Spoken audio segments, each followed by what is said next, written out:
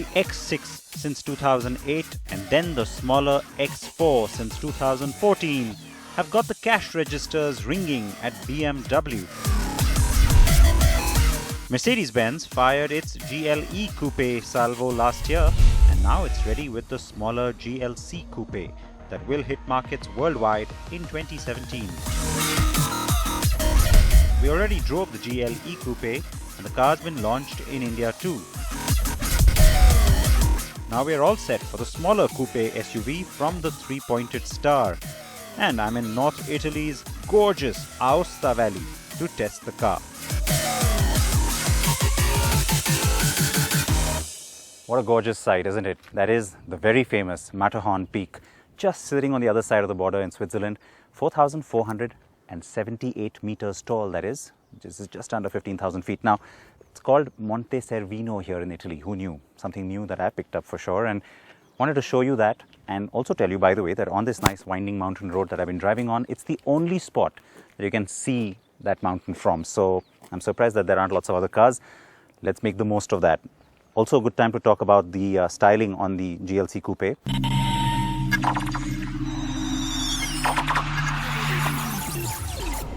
This is going to be something you have to get used to seeing. Lots of these coupe SUVs are going to make an appearance very soon, not just from the premium brigade, but also from the mass brands. Even Mahindra is considering one, as you know. So really, just get used to seeing them. And when it comes to the premium brigade, Mercedes and BMW have the lead over everyone else. And so while Land Rover and Audi are now scrambling to catch up on it, they already have multiple models. This one competes with the X4 here in Europe. The X4 is a car we're not going to be getting in India anytime soon, but the GLC Coupe will come, so that's a good thing. And I have to say that from a design point of view, it is the most proportionate coupe SUV that I can think of, and it is really nice to look at, especially at the rear. Yes, I'm saying that. The roof comes down nice and gentle. It's a short, stubby boot, and yet it's not too tall. The rear also incorporates what's becoming like a hallmark of all coupes from Mercedes-Benz, car or SUV. And that's the nice tail light treatment. Looks really sharp. I'm not a fan though of this chrome strip on top. I think it's a little overdone. I get it, they're trying to break the monotony of all that metal, but could have done without it as far as I'm concerned. But the color looks great and the rear is very attractive. It's also, I think, because the car sits lower than the regular GLC, intentionally done, of course, by both the stylists and the engineers, because the lower height also gives the car a sportier dynamic. In case you're wondering, the color is called Brilliant Blue, and so it's no surprise I love it, eh? The car I've got with me is the GLC 300 Coupe. Yes, that's the petrol, as that is what I'm told will be launched in India. The car is stylish for sure.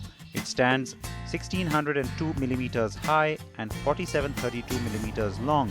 That means it is 42 millimeters lower and 80 millimeters longer than the regular GLC. Now, while the coupe will give you glimpses of the standard GLC, it's got its own unique shape, and so it isn't just the GLC with the rear lopped off. Even the A-pillar is more upright on this car to cater for the rear to be more proportionate and for that roof to have a gentle slope.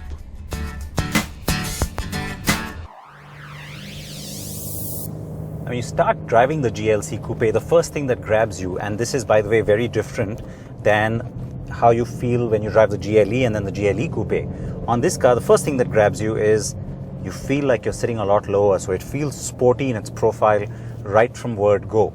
Now, I have to say that that was not something I expected, so I didn't look into it before I started the drive, and so I have to now make sure that when I get back to check with the Mercedes engineers to say, hey, is that just a really cleverly redesigned seating position, or is the car substantially lower than the regular body style GLC? But I have to say, the fact that it is different is a good thing.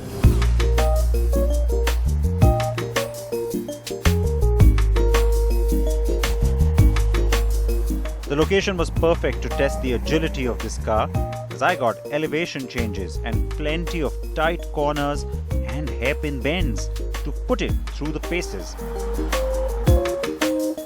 And the car does impress.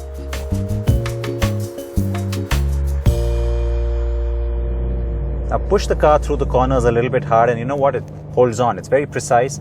Everything about the car is very German in that sense because it is very precise, but the steering feels a little dead. It's got a little weight to it, which isn't really a lot of fun. I would have expected a little more feedback, especially in Sport Plus mode, which is missing, but otherwise it does everything you want it to. It hangs on nicely in the corners, and in Sport Plus mode you get the longer gears, so it kind of holds on to a gear just a little bit more, again urging you to just push the car and maybe, you know, push the pedal a little bit more as well.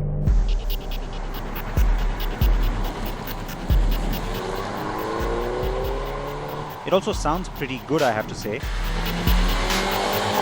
The engine has an energetic note and it gets you excited with its high-pitched growl. The 2-litre engine is ample and efficient, and the generous torque kicks in nice and low. The 9-speed auto is becoming standard now across the new Mercedes range. The standard 4MATIC all-wheel system transfers all that torque to all 4 wheels efficiently and quickly. It is too early to guess whether or not the air body control air suspension will come to India. I did try it out when I drove the 250D briefly, but I have to say that the standard dynamic control is actually pretty good.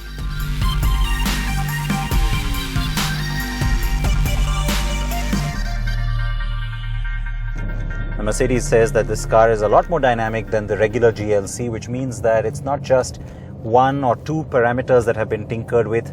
In every aspect, they've tried to make the car a lot more sporty. And so even when you look at the different suspension settings and of course the different driving modes, so for example, if you put it in comfort or eco or of course sport and sport plus, for each of those modes, Mercedes says that each one is a little more dynamic and a little more sporty than its counterpart on the regular GLC. Well, I can't really vouch for that, given today's driving experience doesn't involve the regular GLC, but having driven that car fairly extensively, I can tell you that it does definitely come across as a lot more sporty and a lot more fun. The GLC Coupe will arrive in India in the second half of 2017, and yes, we will be getting the GLC 300 Coupe. I do hope the arrival of the GLC Coupe and then after that the Audi Q2 will help spur BMW into bringing us the X4 too.